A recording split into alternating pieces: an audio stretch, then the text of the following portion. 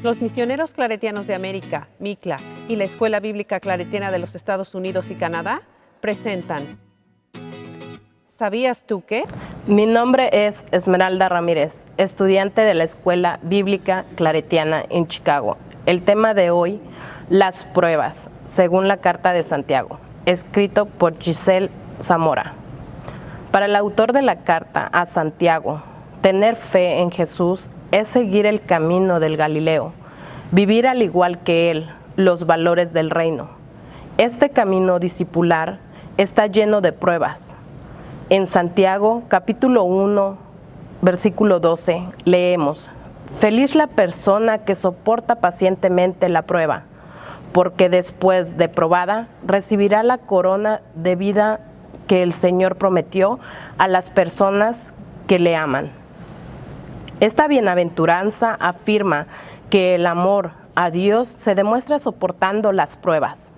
Las pruebas a las que hace referencia Santiago no son las dificultades comunes de la vida, los problemas y contratiempos que todo el mundo encuentra y soporta en su diario vivir, sino que son los resultados del choque del Evangelio con una sociedad que tiene proyectos diferentes y hasta contrarios al proyecto de Jesús.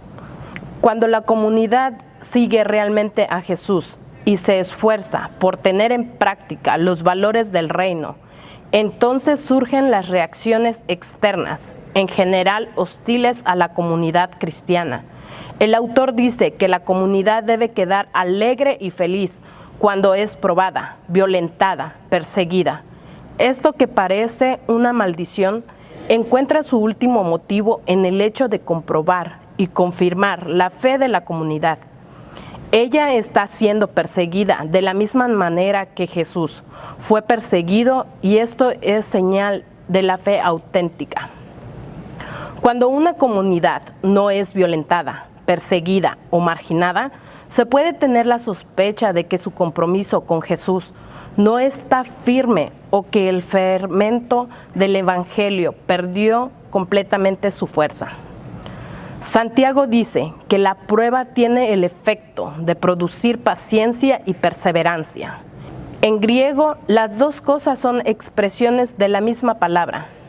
Quien es probado aprende a soportar la situación con paciencia y con esto va formando su actitud de perseverancia, que significa resistir y continuar dando el mismo testimonio.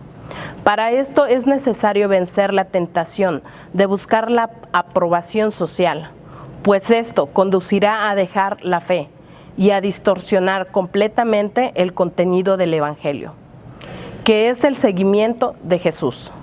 La comunidad debe buscar la aprobación de Dios y de Jesús, es decir, volver siempre al Evangelio, luchar contra todas las formas de precariedad o de discriminación social y económica.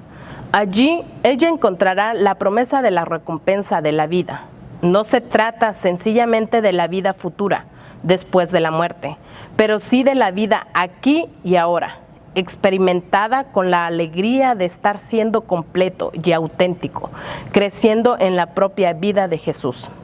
En Santiago, capítulo 1, versículo 13 al 18, se nos enseña que Dios no tienta o pone prueba a nadie. El texto dice así: que nadie, al ser tentado, diga, es Dios quien me tienta, porque Dios no puede ser tentado por el mal, ni tampoco tienta Él a nadie. Todo lo contrario, cada uno es tentado cuando sus propios malos deseos lo arrastran y seducen. Luego, cuando el deseo ha concebido, engendra el pecado, y el pecado, una vez que ha sido consumado, da a luz la muerte.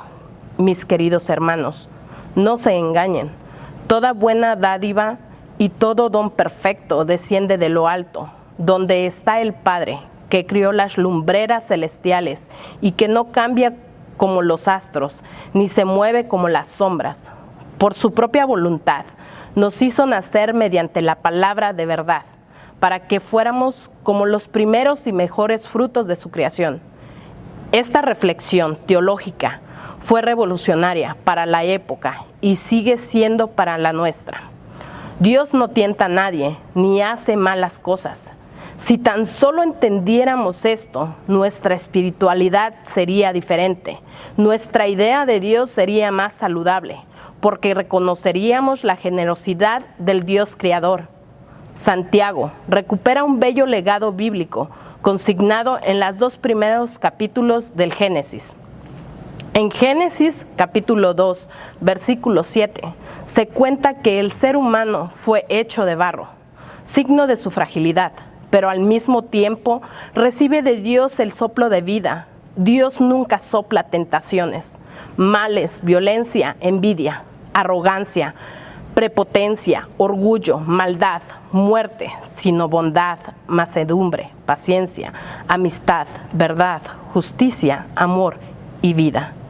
Sin embargo, cuando el ser humano se deja llevar solo por el barro, despreciando el soplo del Espíritu de Dios, cae en la trampa de su propio deseo o proyectos, ambiciones, codicia, que lo llevan al mal, al proyecto de muerte, a los proyectos individuales y egoístas.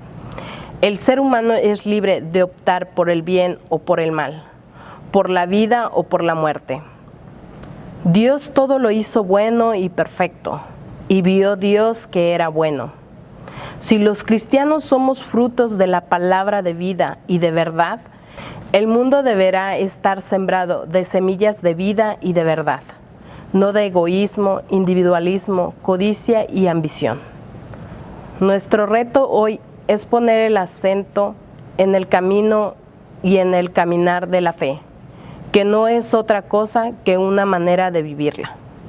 La compasión, más que la salvación, sería una cuestión de fondo. Esto se hace más significativo si consideramos que Santiago no trata con individuos, sino con la comunidad de hermanos y hermanas. La comunidad es el sujeto. Santiago es un texto que trata sobre la fe, y esta no es otra cosa que una manera de vivir la integridad como camino espiritual. Por esta razón, se hace necesario pensar en el reino de Dios como experiencia de justicia y compasión, solidaridad comunitaria y defensa de los pobres y excluidos. El reino no es un tema teológico, sino un camino de fidelidad a Dios. Así que sería interesante reacomodar a Santiago en nuestra vida, nuestro pensamiento y nuestro camino, de manera que la sabiduría contenida en este pequeño escrito nos ayude a vivir de otro modo el cristianismo que confesamos.